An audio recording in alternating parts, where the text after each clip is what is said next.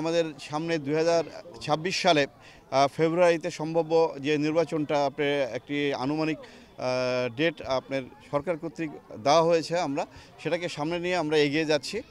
আমি নিজেও একজন মনোনয়ন প্রত্যাশী বিএনপি থেকে। আপনারা জেনে থাকবেন যে ইতিমধ্যে 237 জনের যে সম্ভাব্য প্রার্থী তালিকা যে দেওয়া হয়েছে, তো সেখানে যদিও আমার নাম নেই, তো বিষয়টা এমন নয় যে আমার নির্বাচন করার সুযোগ নেই। কারণ আমাদের মহাসচিব যখন এই প্রার্থিতা ঘোষণা করেন, সম্ভাব্য প্রার্থিতা, উনি অনেকবার বলেছেন যে এটা আমাদের চূড়ান্ত প্রার্থী না।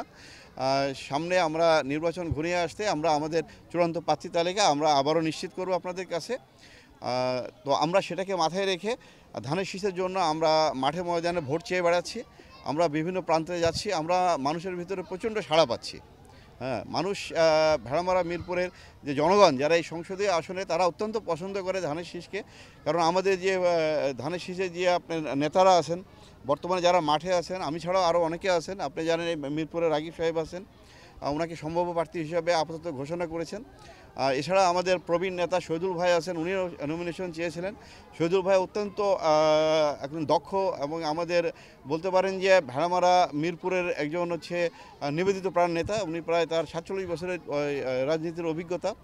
শহীদুল ভাইও চেয়েছেন, তো আমিও চেয়েছি। আমিও কেন্দ্রের সাথে দীর্ঘদিন ধরে রাজনীতি করি, এলাকার মানুষও আমাকে পছন্দ করে, তো আমিও দলের জন্য অনেক কাজ করেছি। তো এখনও সুযোগ আছে যে কাউকে আপনার চূড়ান্তভাবে নির্বাচিত করার, তো সেটাকে মাথায় রেখে আমরা কাজ করছি।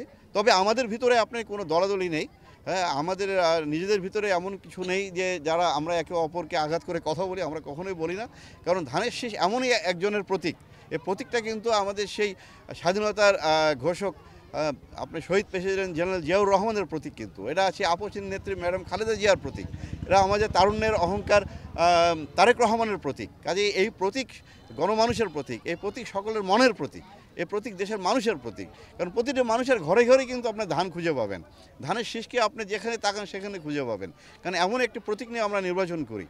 তো সেই নির্বাচনে দেশের বেশিরভাগ মানুষ যে ঐক্যবদ্ধ থাকে এবং এই প্রতীকের প্রতি যে মানুষের এক ধরনের ভালোবাসা, আমাদের যে নেতাদের প্রতি মানুষের যে এক ধরনের বিশ্বাস, আমরা সেটাকে মাথায় রেখে আমরা নির্বাচনী প্রচারণা চালিয়ে যাচ্ছি।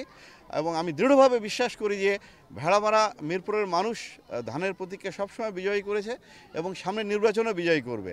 এবং আমি এটা আরও বিশ্বাস করি যে চূড়ান্ত প্রার্থী হিসেবে দল আমাকে বেছে নেবে, এটাও আমি বিশ্বাস রাখি। আমাদের দলীয় প্রধান যদি বিবেচনায় না নেন চূড়ান্ত হবে, আমি তারপরে মাঠে থাকব এবং যাকে চূড়ান্ত হবে আপনার মনোনয়ন দিবেন আমরা তার পক্ষে থাকব।